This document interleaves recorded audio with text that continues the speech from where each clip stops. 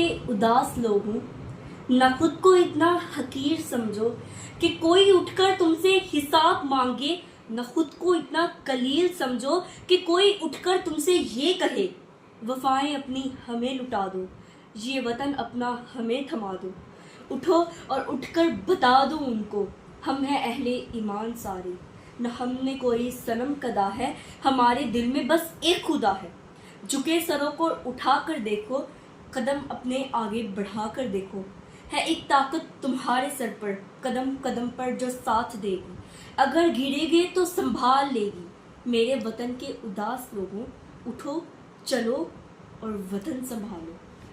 मेरा नाम अरूज है और मैं अपने पेरेंट्स के दिल में रहती हूँ। तो आज का मेरा इस कोइट को पढ़ने का मकसद पता क्या था?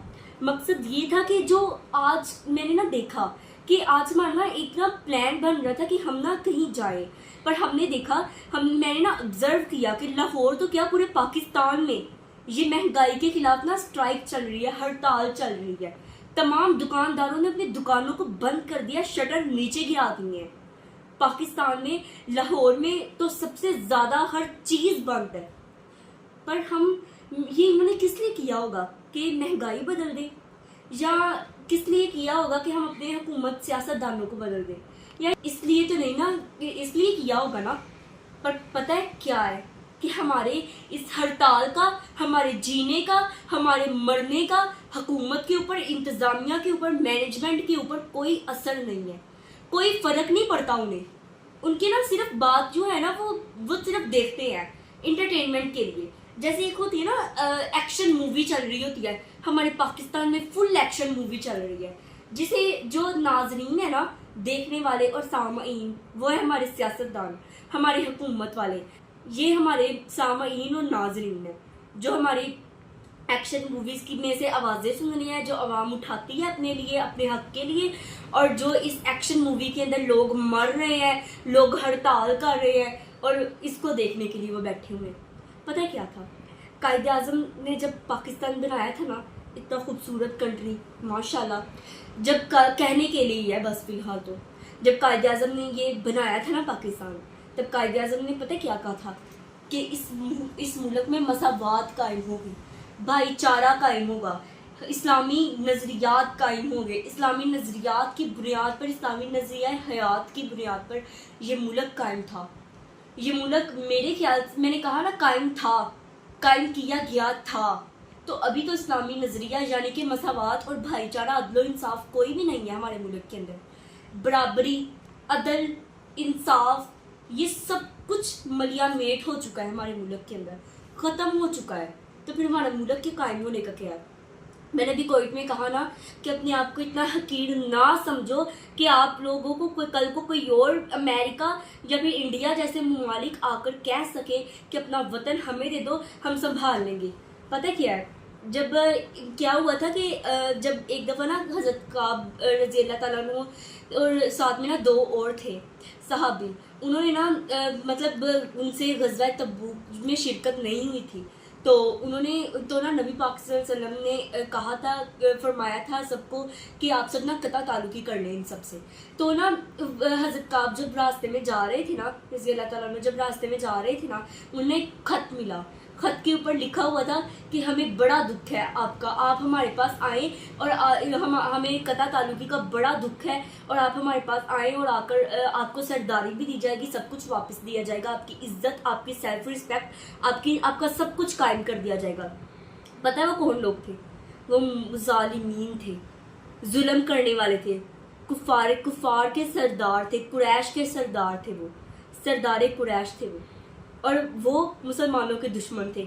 और हज़रत काब मुसलमान थे, उन्होंने ये भी लेटर में लिखा था कि आप अपना मज़हब बदल लें तो भी हम आपको देंगे, हमें बड़ा दुख हो रहा है। ऐसा ही दुख उन्होंने सिर्फ ऐसे लिखा उसके ऊपर कि हमें दुख हो रहा है, पर उन्हें खुशी हो रही थी कि हज़रत काब के साथ अगर कता ताल्लुकी की है तो कल को दूसरे मुसलमानों के साथ, सहाबियों के साथ कता ताल्लुकी होगी तो फिर सारे तो इस्लाम तो टुकड़े टुकड़े हो जाएगा। उन्हें असल में खुशी हो रही थी इस बात की, पर उन्होंने लिखा था कि हमें दुख हो रहा है। तो इसी तरह जब पाकिस्तान को कुछ होता है ना, तो अमेरिका को भी सरदार कुरैश के जैसा ना दुख होता है। पाकिस्तान को कुछ होता है ना, तो अमेरिका को बड़ा दुख होता है, हाय हमारा पाकिस्तान भाई, हमारा भाई दुख में है, बड़ा दुख होता है सच्ची में, इतना दुख जिताते हैं ना कि कोई हिसाब नहीं है। पर असल में तो हम भी जानते हैं अमेरिका कितना हमारा भाई है, जिसे हम अपना मुंह बोला भाई तक तस्लीम करने के लिए नहीं है, पर वो जबरदस्ती हमारे साथ अपना भाई का रिश्ता जोड़ रहे हैं। वो जबरदस्ती हमारे मुल्क के ऊपर अपना हक जिता रहे हैं। ये वही अमेरिका वाले हैं जब पाकिस्तान बना था, जिन्होंने पाकिस्तान को सोने की चिड़िया का, जलते हुए पाकिस्तान को सोने की चिड़िया करार दिया था। जलन के अंदर भी दुश्मन था ना, तो दुश्मन भी जलन के अंदर तारीफ कर देते हैं अपने दुश्मन की। जब जलन होती है ना तो कहते हैं कि इसकी ये चीज बहुत अच्छी है इसलिए मुझे इससे जलन होती है। क्या है कहने का मकसद ये सारे लोग जो है ना चाहते हैं हमारा पाकिस्तान टुकड़े टुकड़े हो जाए। ये सारे सियासतदान, कोई लंदन से आया है, कोई अमेरिका से आया है, रहते इधर है, ना जुबान बोलनी आती है ना कुछ बोलना आता है, पर पाकिस्तान के ऊपर महंगाई आसमानों के ऊपर, चीजों के रेट आसमानों के ऊपर, गरीब है तरस रहा है। वो कहते हैं ना कि अजब महफिल है, अजब रस्म है चिराग गलों की महफिल में, लगाकर जख्म नमक से मसाज करते हैं। अमीर गरीब शहर तरसता है एक नवाले को, और वहाँ अमीर शहर के कुत्ते भी राज करते हैं। कितना अच्छा है ना ये बिल्कुल हमारे सियासतदानों के ऊपर ये फिट होता है।